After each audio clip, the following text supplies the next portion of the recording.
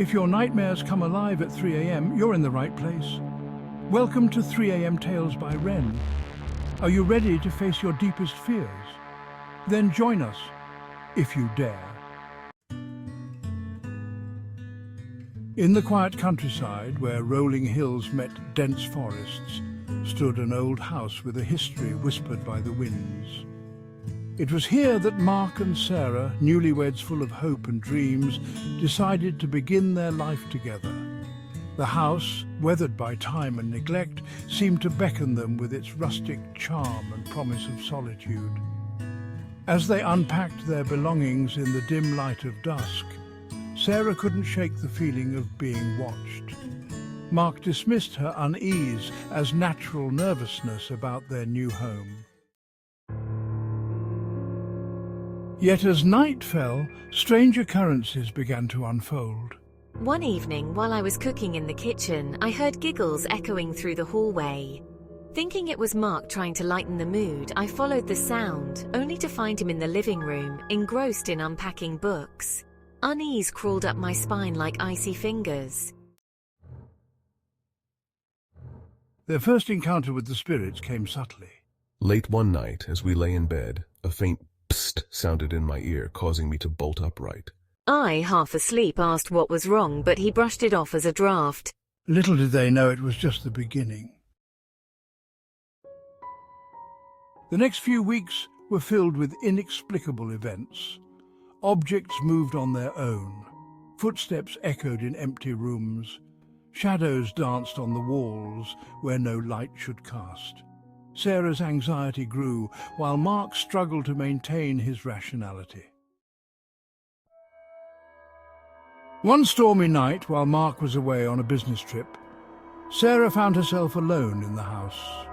The wind howled outside like lost souls, and every creak and groan of the old house felt like a whisper from another world. I lit candles for comfort and tried to distract myself with a book. Suddenly, the room grew unnaturally cold.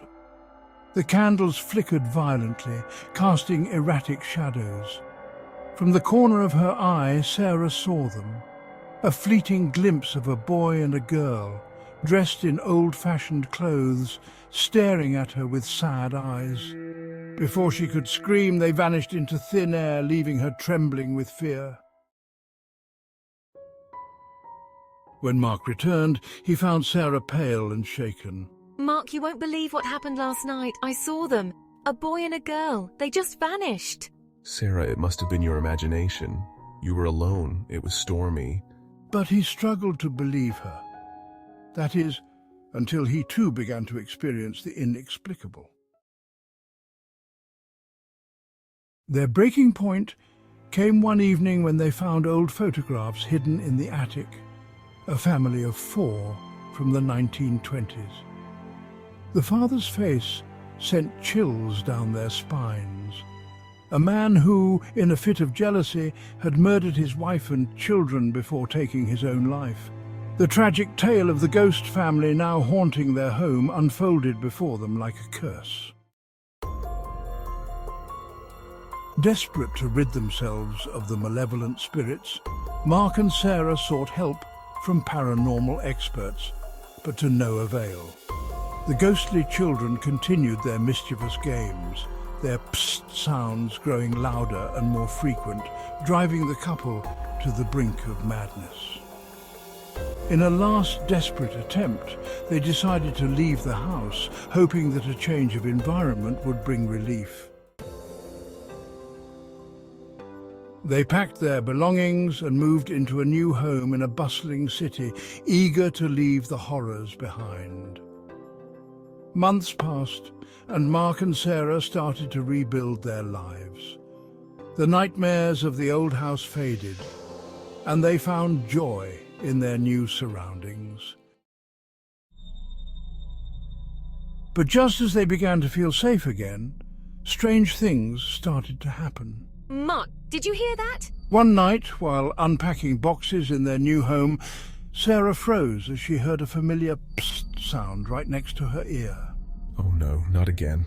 Mark, pale as a ghost himself, stared into the dark corner of the room, where the faint outline of two children appeared, accompanied by the ominous presence of their parents. Psst. Psst. You cannot escape us. The ghost family had followed them, tethered by some unseen force to their lives. As fear gripped their hearts once more, Mark and Sarah realized they could never escape the past that haunted them. The moral of this chilling tale is clear. Some spirits are bound by tragedy and cannot find peace even in death. No matter how far you run, the consequences of past actions can follow you, haunting your every step. And sometimes, the greatest horrors are not the ones that lurk in the shadows, but the ones we carry within ourselves. What's something people don't know about fear? It creeps in, just like this. When the clock strikes 3 and shadows grow thick, remember, the real horror begins.